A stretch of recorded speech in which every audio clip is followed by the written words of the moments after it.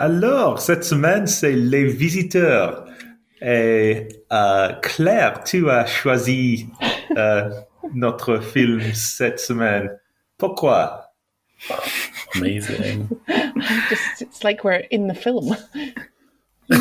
Sure enough. I do what I can. Yeah, Claire, where did you find this? Some people at work told me it was a silly film. They told you right. And It was a Well, silly I told film. you wrong. It was an epic masterpiece. So someone was standing next to the door and they were leaning on the light switch and it kept turning on and off. And then someone made a joke about it being day, then night, then day, then night. Jour, nuit. Jour, nuit. I was like, you have to explain that. And then they told me about this film. And I was like, that just sounds unbelievably good. I have to watch that. And I'm glad I did. It was certainly a film. It was a film. What did everyone think? I had a good time. I had a great time. Enjoyed myself. It was a silly film. Or maybe not. Maybe it was a masterful epic. But I thought it was... I had fun. Yes. I had a bit of a disaster, which is that I'd watched almost all of it. So I forgot that Michael had put it in the shared Google Drive. So I just rented it, which was great. No problems there. But I only rented it for 48 hours. And then for some reason, I had to go out. I left the last 20 minutes. Oh, no. Yeah, but I watched that last night, but my rental had expired, so I watched the version on the Google Drive, but I couldn't make the subtitles work, so I watched the last 20 minutes without subtitles, and I don't speak French. Oh, wow. Oh, so that's going to be interesting hearing what you think happened at the end. Yeah, he became president or something? Yeah, remember this entire meeting is happening in French, so you're obviously not that bad. Yeah, that's true. Fernando, what do you think? Rusty. I thought it got better as it went. It got better and better. As in, it's a good film. Yeah, I had a good time. It was a good. I really liked it. Cool. Oh, I'm glad. What about you guys? I liked it. I thought it was funny. It was pretty crap. Let's be honest. It was a laugh. It wasn't Citizen Kane, but also it wasn't Southland Tales. It was fun. I liked it. It was cute. Yeah. On a scale of Southland Tales to Citizen Kane, this was about a Les Visiteurs.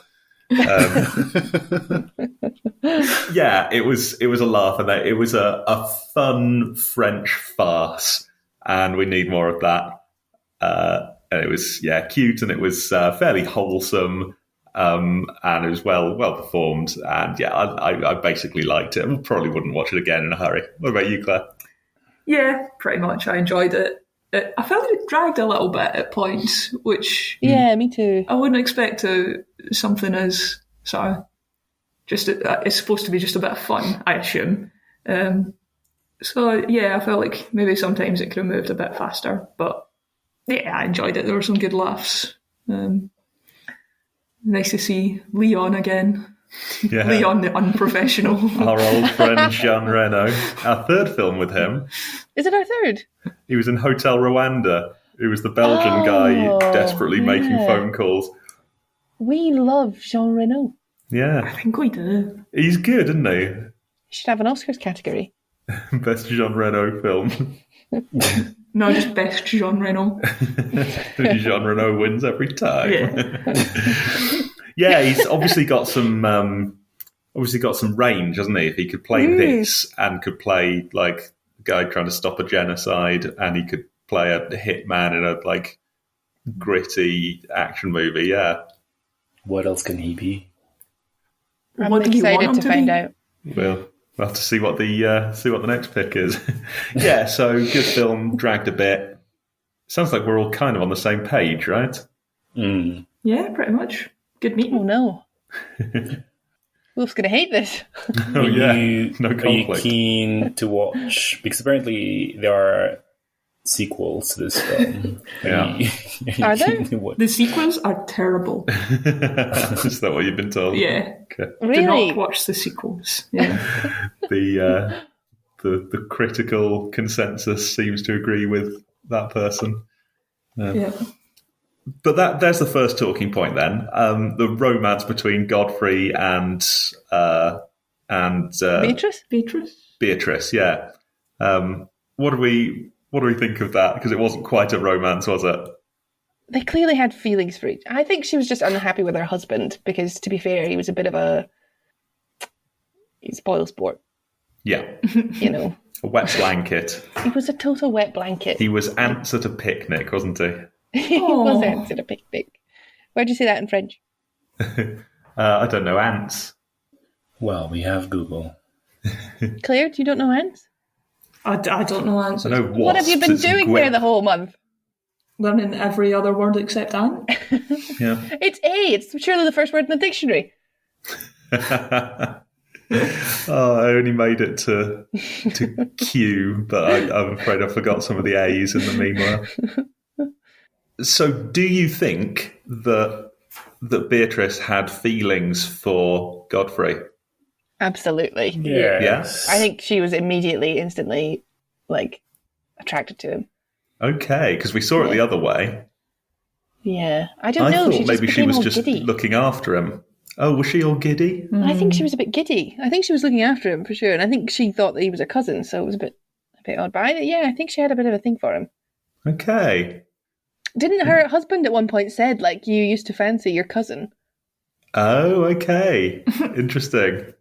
Yeah, her husband at one point is stop mooning over the guy. And she was like, I'm not mooning. I think this was what happened. I might have just made up this entire scene in my head, but if none of you remember it. She was like, I don't fancy him, he's my cousin. And then he was like, but you had a big crush on your cousin when you were a teenager or something. Wow. Yeah, I guess I've forgotten a bit. What was it, a week ago we watched this? A bit more? More than that. Week and a half? Yeah, I watched most of it about a week ago as well. Possibly it didn't have the same effect on me right down to the core as some of the films. What did you think of the romance in there, Fernando? Were you weirded out by the Godfrey Beatrice thing, or did you think it was sweet? I thought it was sweet. I approved. I was like, yes, I want this to happen. I found myself feeling the same way. What? They were so cute together. Yeah. Guys. I mean, we don't... I was a bit disappointed with the end when he went back, because we don't know... What was her name? His medieval wife. Well, not medieval, because that was pre... Is that pre-medieval? I don't know. Yeah, they were medieval. Frenegond, or whatever her name was. Uh-huh. We don't know her. We've spent no time with her. Exactly. We know Beatrice. I love Beatrice. I want her to get together with her great-grandfather.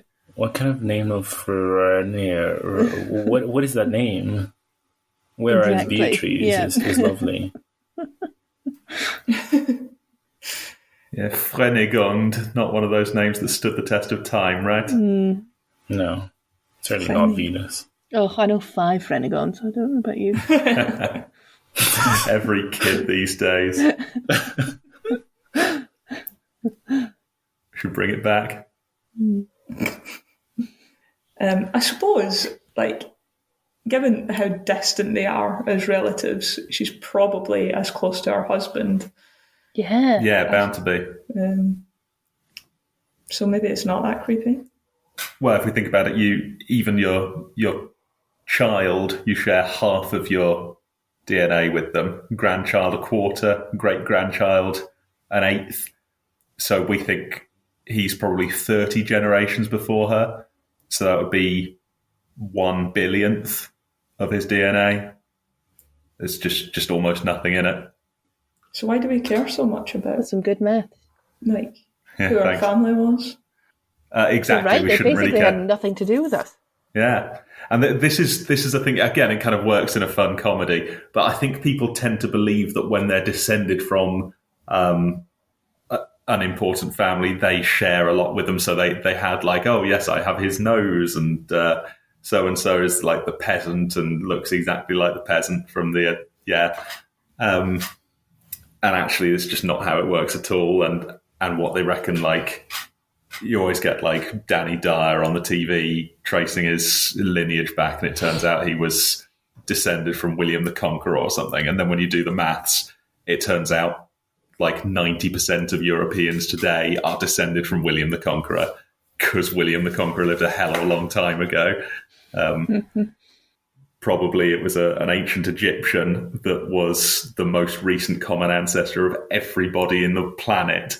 So there's like even the most distant communities with the most limited contact with Europe. But we're all related, and it's silly, but it's fun for a film, isn't it? It is fun.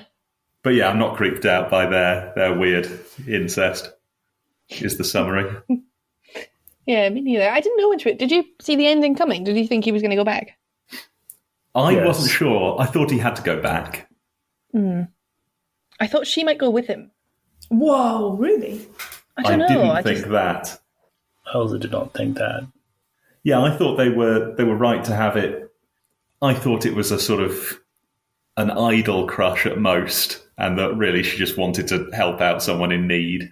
And he, wanted to to be the noble knight looking after the lady. I thought that was a nice setup.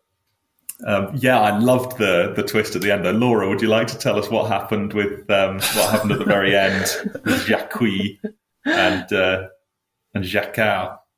Yeah, I think there was no way to get confused about that, was there? He did a tricksy body swap. The old switcheroo. Brilliant. The old switcheroo. I felt a bit bad for Jacquard. Me too. He wasn't that bad. It's just a bit of a tick. Do you think you'd manage if you were magically transported back 1,000 years? Oh, there's a question. I think I'd have trouble. I'd kill myself immediately. I'm not very adaptable. Serious business. As soon as I couldn't brush my teeth, I'd be like, I'm out. I'd give it a bash, I think. Yeah, I'd have to start inventing soap and washing machines and stuff. Yeah. You spend all your time inventing a washing machine. Yeah. Imagine. You could be writing so many maths and then maths would be so advanced by now. Yeah, it'd be like, let's just invent group theory or whatever. And then you'd be burned at the stake as a stick or something. Yeah, it's possible. Yeah, I think I'd do a lot better if I was in like the king's court and not if I was like a random peasant just like herding sheep or whatever. Yeah, my 21st century bad back wouldn't last very long in a field. You may be right. Well, they did not have bicycles, right? Well, that's fine. They did not. I'm sure you could invent a bicycle pretty quick. Oh, that sounds really hard. Just you get need pretty like solid materials, don't you? Do you? You could make a wooden one. Can you make a wooden bicycle? Maybe. Yeah. You can make a wooden tennis racket. Why not a bicycle? Exactly. You can make a wooden tree. You need the chain and stuff that goes round. I think you'd have trouble. They did invent the motor car before the bicycle, right? What? Did they? Yeah, No way. I think bicycles are pretty modern. What? That's crazy. I'm not 100% sure of that, but I think that's right. Is it pub rules or can we look that up? No, what is it? It's pub rules. No looking it up. Oh, I don't believe you then. I'm just claiming that, and you're just going to have to trust me. And if I'm wrong, I don't want to know about it. Anyway, they were both late 19th century inventions. It wasn't like we had bicycles for hundreds of years and then we made cars or whatever. So, yeah. Sorry, what were we talking about? Oh, the film. Yeah, so it seemed like a sort of narrative punishment for poor Jacquard, basically for the crime of being a bit up himself and being nouveau riche, which I think we were meant to disapprove of. That's fair, actually. You know what? Send them all back. Yeah, fuck that guy. Yeah. But was there a certain snobbish looking down on nouveau riche. We had the... I wonder that, actually, because he kept going on about, like, he's just a peasant. I'm like, but... Well, not really. Yeah. You know, he seemed he was so affronted that someone he viewed as a peasant should live in his castle. Yeah. Which I guess makes sense if it's your castle and you've just been thrown into the modern day. But what was the films? You're right. That was interesting. Yeah, we could imagine that he would disapprove, can't we? Being the Count himself and seeing it, that's his whole worldview shattered if a peasant can be Lord of the Castle. But it seemed like we had Beatrice, who was effortlessly cool and wonderful and just nice to everyone. And then because she was the member of the aristocracy and his great granddaughter or whatever. And then we had Jackal, the upstart, whining, upstart, rude, getting in everyone's face, nouveau riche, desperate to prove himself character. I thought that was interesting because maybe I'm wrong, but wasn't it easier to become like nobility in the past? As in, you just had to fight someone and you would become nobility. So literally everyone, even peasants, could be kings. Well, maybe this is an exaggeration, but I think that's a bit of an exaggeration. But the farther back you go in history, wasn't it easier to become royalty? I don't know. Maybe it wasn't. I think so if you go way back, there were sort of warlords who would just take over and say, I'm the king now.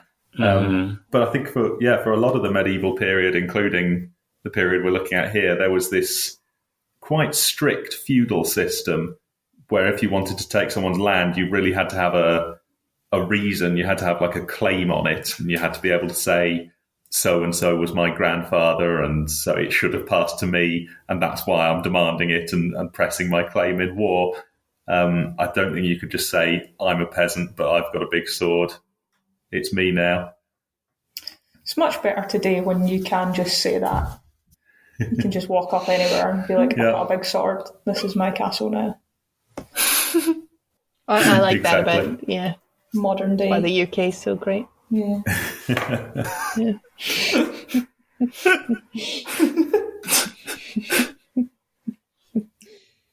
It was interesting, all of the references to the revolution that they mentioned. Because of course, like if this was in the UK, we'd have to kind of put it into the context of she would still be the Countess, and there would still be a king who was in charge of everything. Whereas they seem to very much divide French history into pre-revolution and post-revolution. As it was interesting, seeing that extra level of distance they had from the old feudal system. But she was still the Countess, right? Or was she not? I don't know. I think they called her the Countess. Mm-hmm. Yeah, they definitely did. Yeah, she was using that title, wasn't she? But I think that she didn't have. I think nowadays French nobility don't have any actual status. But the people who are descended do believe that they do have some status. And to some extent, I guess, even though if not officially recognized by the state, they still do. Yeah, I suppose if they still own their castle, don't they? Mm-hmm. And if people around them look up to them, as they clearly did to Beatrice, then there's something in that. Whereas in the UK, they would be... they would have some legal status. Some of them would be in the House of Lords making laws. Some of them would not, but would be entitled to certain distinction of rank and be able to use certain titles. Yeah. Beautiful. So when are we having our revolution? I don't know. It's overdue, isn't it? It really is. I think give it till the Queen dies and then another couple of years and that'll be it. Okay. No! Why are we talking about this? I'm sorry, Fernando. The Queen is lovely. I don't think we should kill the Queen. I don't think she is lovely. I think she's a bit... Oh. She's okay. Okay, I have to go Sorry, now. I'm sorry for that. I'm just kidding. The Queen's great, obviously. I was doing a funny joke. Yeah, you're fine. We won't press you on that. On your words of treason that you're just... Oh, no. I think we still have the capital punishment for treason, don't we? For high I think treason. so, yeah. Oh God, I don't think I'm cutting that out of the podcast like before either. That's going in. You have to stand by your Jacobin revolutionary ways. Sorry, there's some men at my window. I've got to bounce. They're holding pikes and They have those great big tall black hats on. Yeah, they do actually. I didn't think they did that sort of thing, but I thought they just stood outside the palace and... Yeah. No. See, everyone thinks it's just for ceremony, but... no, they're soldiers, man. They're They'll fuck you listening. up. Yeah. Unless you've got a big enough sword, then you can beat them. Oh, I do have a giant sword. That's fine. Cool. So the consensus seemed to be that this film was sort of but recognising the merits of the aristocracy and maybe saying that they were a bit better than the nouveau riche. I'm not sure it was doing that. I felt like in some ways it was making fun of the people clinging on to, it still being her chateau, even though Jacques was the one who lived there and ran it. And we made fun of him because he was silly. But I'm not fully convinced it was like pro-aristocracy. I think there was a bit of poking fun at aristocracy. Okay. Certainly through poking fun at whatever his name was. Godfrey. Yeah. Yeah.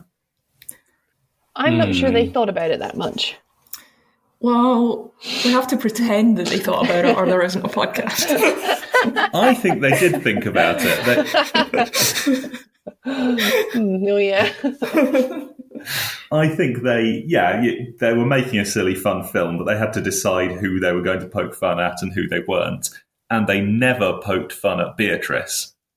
And that was an interesting decision. Well, that's because she's the Countess. There you go. Right? It seems like that. I don't suppose they would like desperately enthrall to people with titles or whatever, but they seem to be making fun of these silly, old-fashioned people and their outdated worldview. But then the modern people, they were sort of looking after her, all right. Yeah, she did get... But then she was flawless, wasn't she, in every way? How easily could you have made the same film, but had the likeable woman that he falls in love with be a commoner who is running the estate and doing a good job and an ultimate professional, and have the lord of the manor still be clinging on to it, and he's a bit mad and he hasn't quite realised that no one cares about aristocracy anymore. That sounds like a great film. That's that funny sounds like a much idea, better film. right? Yeah. But they didn't go with that. And I don't know why not. Instead they poked fun at the commoners and were slightly in thrall of the aristocracy. And I wonder if it was a slight... I wonder if that somehow reflects some feeling that the French audience would have, that they kind of maybe look back a little bit starry-eyed on a forgotten time when there was still all these fairy tale things that we have in history, like counts and dukes and princesses. In the same way that, say, Americans are obsessed with the British royal family, like more than most British people are, because for most of us, it's sort of they're just another sort of few celebrities, and they're very much human, and we don't look up to them in the same way. Is there something in that? Yeah, now that you've said it, they've crafted that narrative. You're right, I didn't think about them not making fun of Beatrice. Yeah, she got off bloody light, didn't she? Yeah. I thought that actor had made some strange decisions, and then suddenly I kind of fell in love with her, and I was like, okay, this is great. Oh, what kind of things? She just, I don't know. She was very cute, but she was almost manic in the beginning, where she was just going along with everything that... Actually, Godfrey. I keep calling him Hubert because that's what they called him the whole way through. But she would just be like, okay, sure, you've destroyed my bathroom. Okay. Yeah. Bloody husband, come on. Sort of, I don't know. She had this like weird sort of pixie crazy eyes the whole way through. Yeah, she was ready to believe, wasn't she? And that was there's something in that, like Wendy believing in Peter Pan and believing in fairies. We wanted everyone to believe in fairies, but not everyone does. And she believed, that this was her long lost ancestor, and at the time when everyone else just thought it was her cousin that had gone mad. Yeah. I liked her.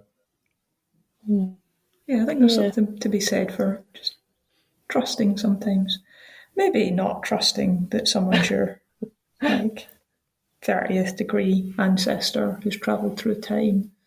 But yeah, sometimes just trusting people to have told the truth. It's good sometimes. That was very deep. Sorry, is that just too much for everyone? Yeah. Everyone just take a minute, process that. We can catch up in a few minutes. Certainly something for just looking after someone anyway. You know? Yeah. Well, when you don't have a job to go to, it's easier, isn't it? Yeah, that's true. Yeah. You're just sitting in a lovely bath with your big giant bottle of Chanel No. 5. I love that when he just poured the Godfrey. Whole lot over him. That was great. Yeah. Getting gone for a bath in your sewn up underclothes. Excellent stuff. Yeah. I like that they really committed to him being from that time period. Like, his outfit was horrendous. He was really dirty. His teeth were rotten. Yeah. Yeah. You know, normally in these films, they still give them great teeth. Mm-hmm. Yeah. Yeah, they do, don't they? They committed. Yeah. Disgusting medieval man.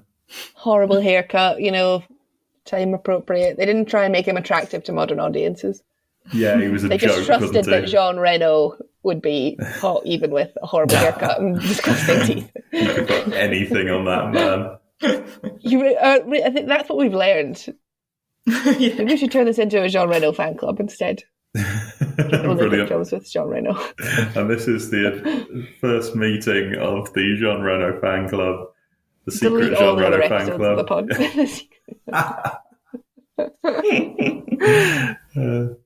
Apart from Leon the Professional and Hotel Rwanda, you can keep those up. We'll leave those as sort of bonus episodes where we're not just talking about how dreamy Jean Reno is, but we do at least mention him a few maybe times. We should go back and do a little edit so that we can put us whenever we're talking about different aspects of the film, we'll just record over ourselves talking about Jean Reno. We didn't record Leon the Professional, did we? So... of course we didn't. Also, we can go back and do that right this time. Do that again. Meaning just talking about Jean Reno. That first meeting. Yeah, remember that? Beautiful. What a historical day. In the library all that time ago. That must be nearly to the day 4 years ago. Wow. That's a long time. It's not a long time in the context of geological time, but it's still quite a long time. Or for Godfrey. Not very long for Godfrey. That's nothing. Although it was instantaneous for him, so I really don't feel like he got a good sense of how much time had passed at all. No, that's true. Yeah. Oh, I was just going to say, what did we think of Jeanette, the tramp that the peasant fell in love with? Oh, yeah. I think she's officially described as Jeanette the Tramp, which is pretty unfortunate name for that character.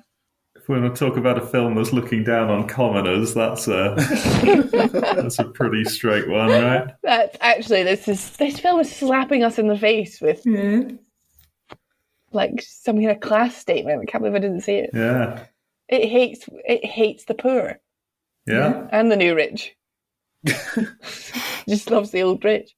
Yeah, hates them with a sort of equal opportunity, right? Just whatever they are, if they weren't born into the aristocracy, we're not too impressed by them. But again, I think we see that a lot in things, don't we? There's a lot of fairy tales about knights of the Round Table and tales of chivalry, and we do look up to the aristocracy in those stories, don't we? I wonder if this was just one more of those, again from a society in France that has been a long time without the real version of it, and therefore can maybe look back slightly more dewy-eyed at what was in what is in reality an appalling way to organise society. She's another one that trusted very quickly, isn't she? She's like, oh, these guys, they seem like my sort of guy. Yeah. I'll just tag along with them. I think that was fair enough. Yeah. She seemed like she was kind of a lonely sort. And now she's got these two people who are total social outcasts. Mm-hmm. Right, so here's one commoner that was portrayed as sympathetic. One of the best characters in the film, the postman at the start, the first person they meet in the modern world, who they immediately assume is a Saracen because he's black and just leaps straight at him, starts smashing his magic wagon. That was and just his reaction of like, to hell with this, I'm going. I really liked that. I thought, right, we'll get the race bit out of the way straight away. Oh God! And then, oh dear! And then we just never saw him again. He just ran for it, and they totaled his van. He had a massive sword, and as we've already established, that's pretty scary. It's straight away that they are not they're not harmless here. These two guys who suddenly turned up with their weapons. No, actually, they were incredibly violent for most of the way through the film. Yeah. Do you think they did the culture clash bit well enough? Like, were those would you have put them in any different scenarios? I mean, they got car sick, they didn't understand taps. Yeah. That was really funny. That was good, I enjoyed that. That was up there with What's-His-Face having a shower in his suit for funny scenes in a bathroom. Oh, and Sherrod. Sherrod, yeah. I forget what his name is. Me too. Cary Grant. Well, his name kept changing, didn't it? Oh, yeah. Is there a Mrs. Grant? Yes, but we're divorced. What else? Yeah, I think they did a pretty good job, didn't they? They could probably have snuck in like a montage of them going shopping or something. I feel like they could have thrown in a bit more rather than, because it felt like they went to the main story quite quickly of him trying to get into his castle and find what he needed. Mm-hmm. Yeah. They're just walking around the supermarket. There were no montages, were there? No. This film needed a montage. Needed a montage. It was needed Sean Connery. Prime montage territory as well, wasn't it? Yeah. It really was. It was stark that it didn't have a montage. Yeah. Maybe that's a different kind of film that has montages. Maybe this was a bit more theatrical, wasn't it? Most of it was it was like a play, right? Yeah, I suppose it was like a play. You would expect him to adapt a little bit more by the end as well, I think. That being a bit of a transformation, because his character doesn't really change or grow. No, you're right. Does his character change or grow? I was surprised how quickly he came to terms with the situation and started just dealing with it. He was very... But yeah, he doesn't really grow as a character. He doesn't learn that, peasants that can be are wealthy equal people. Yeah. In a way, he was better placed than anyone modern to deal with the situation, wasn't he? Because he lived in a world where everyone believed in witchcraft and magic and the intervention of God in everyday life. So where I could see a lot of modern people would just question their own sanity, and they'd say, "There's no way I have gone forward in time." But he was ready to say, "Oh, a spell has been placed on me, and I have gone forward in time. Here I am, and now I need to do something." Yeah, I mean, he was literally intending to travel through time when he took that potion. So, oh yeah, he wants to go back in time to fix things, wasn't it? Yeah. I suppose it's not a huge leap to think that he believes in time travel. Yeah. If you could, would you go forward 1,000 years just to see what it looked like? Yeah. If I could get back again. There's no guarantee you'll get back. Oh. That's tricky. I mean, we could just be a barren wasteland. Yeah, it could be no one left, right? True. But yeah, you want to know that as well, don't you? Well, there could just be loads of beautiful blonde people bathing by a pool. Trying to get it on with you. Race of, yeah. Yes, and Morlocks. What a picture. Yeah, I'd be very tempted. I'd be deeply curious about what I'd find. And yeah, it painted quite well just how unbelievable so much of what we have was for him. And I'm going to say most of what he was shocked by appeared in the last 100 or 200 years. Electricity, racial integration, republic, motor cars, yeah, tarmac, yeah, all of this stuff. Probably if he'd gone forward to the 1700s, he'd have seen some differences, but it wouldn't have been so much. It'd be, they have more advanced weapons. Surely they must have. I mean, that's a bit prejudiced of you, Michael, isn't it? I mean, the society was so radically different from. There was like 600 years, 500, 600 years. There were changes for sure, but I mean, how many of those changes were anything like? We don't have horses anymore. We have carriages that move on their own. Buildings and well, they still had a king who was in charge with the aristocracy under it. We still have a queen. Yeah, that's true. I feel like technology has accelerated, though. Technology, yeah. The Industrial Revolution, basically. Oh, definitely. Like, I'm sure, like, it is radically different. But I still think there must be bigger changes than, like, I think it's tendency of us now to just mush them all together. Like a huge 500-year period where there must have been just incredible differences. Okay, so I don't know. Let's think about that, though. So what was different? That there would have been better weapons. If he'd gone to, say, 1700, they had muskets by then, so sort of guns. Be scary. And cannons. The travel must have been just completely different. Like, though you could get to new places. It was pretty similar, was it not? You were still travelling by horse. Yeah, maybe like wagons. Abroad. Going abroad, yeah, it would have been slightly easier to travel abroad by that point, I guess, but probably not much.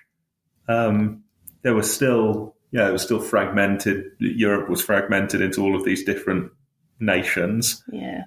You had most books, of them still paper, under kings. like education must have been. Yeah, that would have been very different. The printing press. Oh, the printing press was a big deal, right?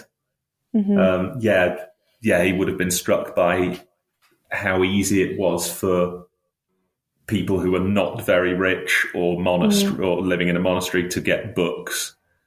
There had been the Reformation, but that didn't really affect France. They had big ships by the 1700s. Yeah, ships were bigger. So travelling might have been, Oh, and they had discovered the New World, hadn't they? Yeah, exactly. Spices and stuff. The food must have been just totally, Yeah, potatoes, tomatoes, everything like that. Yeah, so I suppose that the big turning point was the Renaissance, wasn't it? It's weird. You'd think they'd have like a really fancy sounding name that signified how important that was. Yeah, like some kind of rebirth for people living in France. Yeah, they should come up with a name for that. Yeah, so I suppose a few things. Still, I reckon if he'd gone the first 400 years, he'd have seen almost no changes. In 400 years? I think there was very little change between them. I mean, he was still, at the time he was living, like the technology and the structure of institutions and stuff would have been less advanced than that of the Roman Empire. It was a real step back. Well, in fact, Fernando has spoken to us before about how, like, progress is not always linear and it comes forwards in leaps and bounds and falls back again. And we tend to assume, because of the time that we're living in and the time we've seen since the Renaissance and the Industrial Revolution, that basically the history of the world is the history of things getting better and better and more advanced, because that's the trajectory we've been on for a while. But he would have looked back at a more advanced time, just in the same way that he was looking forward at a more advanced time. No time is linear. You don't need to tell me that. I don't even think the last. It's all cyclical, or it's all fractal, Michael. You're not allowed to just fuck with my story by just saying, well, it's even less sensible than what you think. So what is time, really? Maybe there's no time. There is no time. What is reality? How do we know that any of our senses even trust? I'm just saying, this idea that we're on a linear trajectory now is crazy. In a linear trajectory now. What are you talking about? That's what you just said. The last 200 years. Just because we've been advancing the last 200 years. Things have been getting better and better, right? I'm not saying that will continue forever. As I say, in the year 3000, we might be living in the woods again. But it's easy to fall into that trap of thinking, well, we're living in a time that's so much better than 400 years ago, and therefore the difference between the year 1000 and the year 1400 must have been similarly advancing and progressing. When we know that maybe wasn't true. I think the whole idea of advancement and progress is inherently violent, so I don't subscribe to that. Hey, we got into an argument after all. That's great. Oh, come on. Don't think if it counts as an argument if you just say spurious things to make Michael turn red. Yeah. Guys, it's been 4 years. How do you not know this about me already? This is the entire... We have this every episode. I'm just going to say something vague. Has it been 4 years, or is it... What is 4 years? Maybe it was 40 years. Maybe it was 1 year. It's just... What is time? There is no years. That's the point. We made up the idea of years. Years are just a social construct. They are a social construct. That's fact. Except there is no fact. So that's gravy, baby. I don't know. Well, I think we hit some very important points there. Does it have to have meat juices? And does vegan gravy exist? What even is this life? We're all just right here. It's like it's always right now. It's always right now. We keep coming back. That's wisdom. That might be the deepest line that was ever in a film. I'm just saying, it is all fractal, isn't it? It's literally. I hate it, but it is. It's literally about what you focus in on, what you think about at once. I mean, because you can't just say we've just gone forward and forward. I mean, it's in the context of what's just happened in America. Like, it's all just. It's not. You can't think of it as being forward. There's just it's constant pushback and regression. I don't know if forward and regression is just a bad metaphor for it, probably. I mean, it's abhorrent what's just happened. But anyway, I just don't. I think it's just a bit sweeping to say last 200 years but I'm being very unfair. I don't know. Yeah, we've got to look at the big picture, haven't we? I think things go forward and things go backward, and I suppose yes.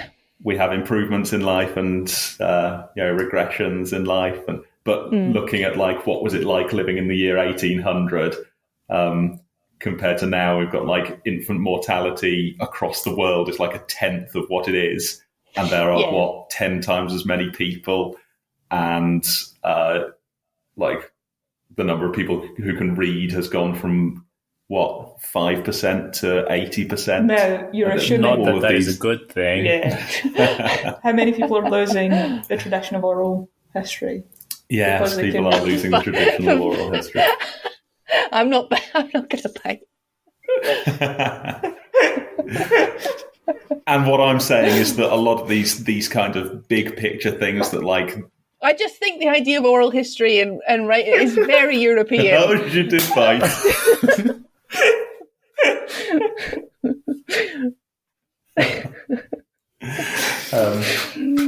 Anyway, I think this conversation is through our cultural. We just need to think.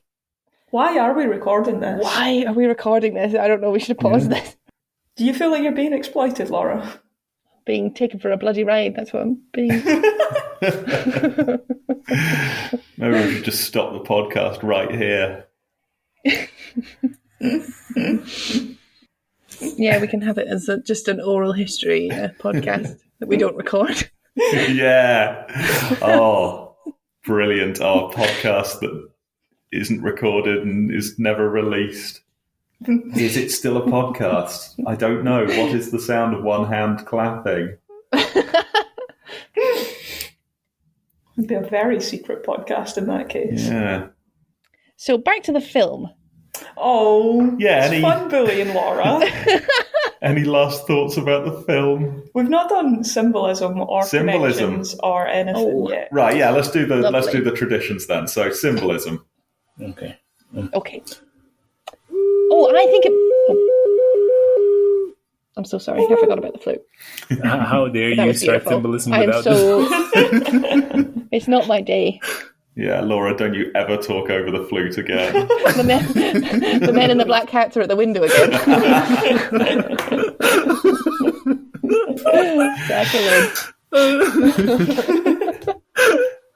So I think we've got one of the big symbolism points, right, which is that we could view this as representing a certain view of the aristocracy as noble. Yes. But maybe that's not symbolism exactly. That's just what we like to do when we assume that they represent the entire class that they are in. But I think there was something in that. But was there anything else? Any symbolism in the film? Well, the ring was a symbol of his power, wasn't it? Oh yeah. And then it was destroyed or not destroyed or something. Did that mean a thing? It was on fire. Didn't set on fire. Or something, I don't know. I'll percolate, I'll think of something. Yeah. It also symbolizes the connection between present and past. Mm-hmm. Yes. Yeah, so when those rings got close to each other, they like attracted each other and had this effect. Perhaps that was the whole film, right? When the two different time periods collide, there's a lot of friction, a lot of crazy stuff happens. And that when was we the whole collide, film. We come together. If we don't, we'll always be apart.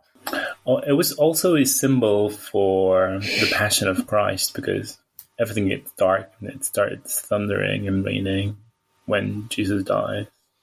So maybe there's some... Yeah. Oh, right, so you're saying that Godfrey was Jesus. That's exactly what I'm saying. Yeah.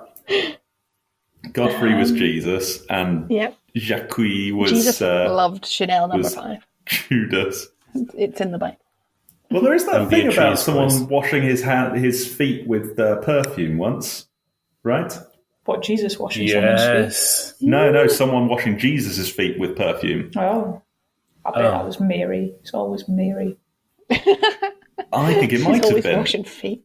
That was classic Mary. I can't remember that. Yeah. Someone took this expensive perfumed oil and washed Jesus' feet with it, and afterwards, one of the disciples, one of the sort of naysaying disciples, said, "Look, that was a waste, right? She should have sold that perfume and given the money to feed the poor." And Jesus said, "The poor will always be with us, but I'm only here right now." And it was quite a confusing and challenging story in the Bible. But yeah, maybe that's him chugging all the Chanel perfume or whatever. He didn't chug it, did he? Yeah, but pouring it all over himself, using it as like bath oils. Oh, that must have hurt a lot. Isn't perfume like irritating to your skin? Yeah. Right. Mm-hmm. Yeah, that's not going to have been pleasant for him. Does anyone know what Chanel No. 5 smells of? No, not Don't know really. that I've ever smelled I've definitely smelled it, yes. I guess it is nice, but I've forgotten exactly how it smells. Yeah, okay. So I wonder with perfume, sometimes you can get sort of perfume that's not very expensive and some perfume that's unbelievably expensive. And I wonder sometimes, like, is it that much of an improvement? I think so, yes. Right, you like a good perfume. I'm not that fussed about perfume, but I've received a lot of perfumes as gifts. Yeah. That sounds a bit... Gifts from your many admirers. But money that there. And you know a good one from a bad one? Well, I know a good smell from a bad one, and Yeah. I know that some... I don't know. Okay. Maybe You it's can like really wine, go wrong. where there's a general trend that the expensive ones are generally Yeah, I think better. it's a very general try. I wouldn't go out and say all Yeah. cheap perfumes are rubbish, but... Oh, like wine, though. Yeah. Yeah, okay. Cool. Do you notice the difference between Lynx Africa and, I don't know, men's perfumes Old Spice? Is that I hear that's a scent. That's one, I think. Is that the high end? And I love a bit of Lynx Africa. Have we talked about Lynx Africa? I don't think so. I'm a big fan of the Lynx Really? Africa. Oh. Yeah. This is the sort of lame one that 15-year-old boys wear. But I love it. I think it just smells great. I don't normally use it because I don't want to be just like spraying myself with perfume. I want an antiperspirant. And you can't often get the Lynx Africa antiperspirant, but it does exist. And when I see it, I get some. I've got a bottle at the moment, and I wear it every day. Or every time I have a shower, I use Nice. It's a a bit of the Lynx nightmare. You Africa. can't walk down the street. There's women getting magnetically attracted to Throwing it. themselves at me. I beat them away with a stick. Like, ladies, I'm taken. Honestly. It's just that animal magnetism that only comes from Lynx Africa. And I can tell the difference between that and other deodorants, because all of the other deodorants do not smell as good. But men's ones tend to be very neutral smelling until we get into aftershave, which I've never used because I don't shave. But then is aftershave a bit of a like misnomer? Is it just perfume, but men don't want to say they're wearing perfume? Yeah, I think so. Yeah, okay. Wait, no. I do wear aftershave, and it's like a cream that you put on your face. Well, or at least the thing that I use. It's basically like, it's not perfume. It is indeed like a cream that you put on your skin after you shave, because it makes it hurt a little bit less. Oh, okay. Yeah, historically it's just been a smelly oil that you splash on your face to make you go, oof. Okay. Right, so these are maybe two different meanings of the word aftershave, but they're both things that you're meant to put on after you shave. Yeah. Yeah. I'm basing that on watching like Poirot and stuff, like old films. Yeah, where they put the cologne on themselves and go, it stings. Yeah. Because it helps your pores open or close or Oh, Jesus. dance, I don't know, something like that. Shaving sounds terrible. It does. I've been thinking of doing some laser thing on my beard so that I can don't have to shave anymore. I have a third option for you, Fernando. Not shave at all. Not shave at all, just have a wonder. beard. Just have a beard, but then it would grow and grow and grow. Yeah, you trim it gently with scissors, so it's always soft. You've always got a beard, but it's like having a haircut. You cut your hair and you cut your beard. Mm-hmm. It's great. You never look back. I'll ponder upon this. Yeah. I'll think very hard. The trap not to fall into is saying this doesn't look very good at the moment because it's been 5 days and it looks like I've just not shaved. But you have to push through that. I don't think that's a trap. It's just it gets sufficiently long that it starts hurting Or does it not hurt at some point? I guess it doesn't hurt at some point, but oh yeah, no, you push through that as well. So yeah, it's to start with, it's quite rough, quite stubbly, and quite sore. You can just about cut yourself on it.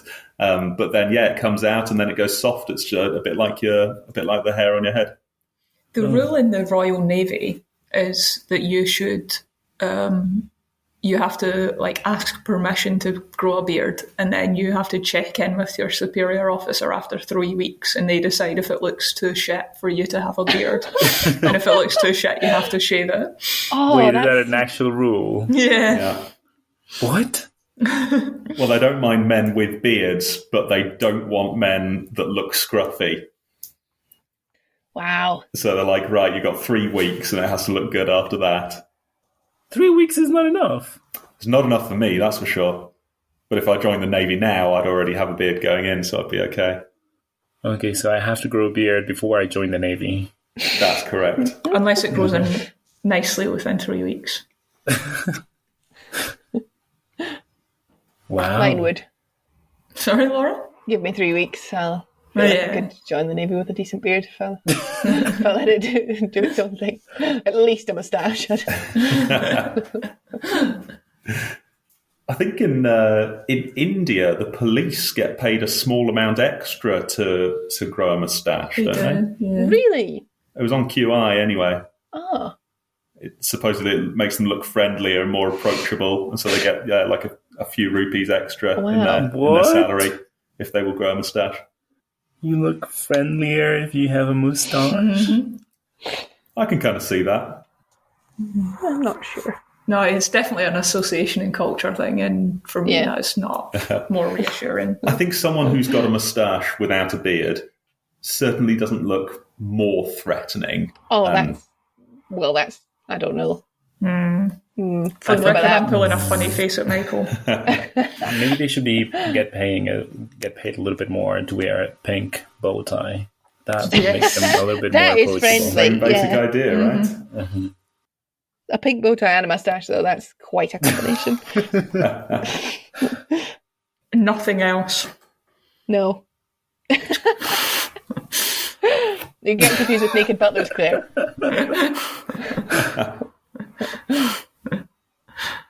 What was the last film we watched? Pink Narcissus. Pink Narcissus. What was the connection? They were both about a man just doing his own thing. A man lost in his own time. Oh, that's nice. Well, a man who should have been born at another time, perhaps. Yeah. A man. A sexy man. A sexy man. Great. Yeah, Good enough for me. That's good enough for me as well. A sexy man, that's our sexy man. I can't wait to see what we watch next. Brilliant. This is what we've come to. You know, maybe the aristocracy should just have all the money. We clearly can't be trusted.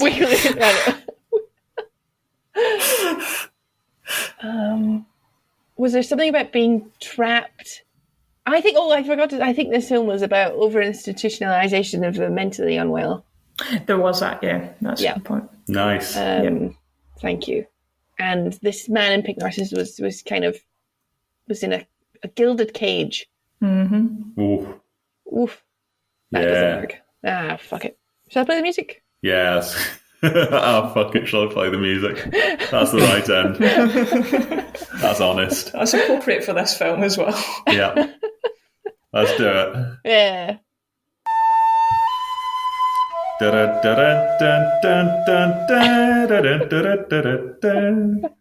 Sorry.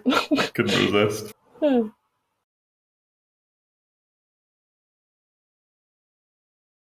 3, 2, 1. Rock. Paper. What? That's Laura. Well played. I'm so excited. You got I a can't film believe for it. us? I do. Now, though, No. am I going to... No. What do you think is going to happen? No. No, she's not. She's putting that right at the end before the next Oscars. Oh, yeah, should we just do the bounty? No. You can pick whatever you want.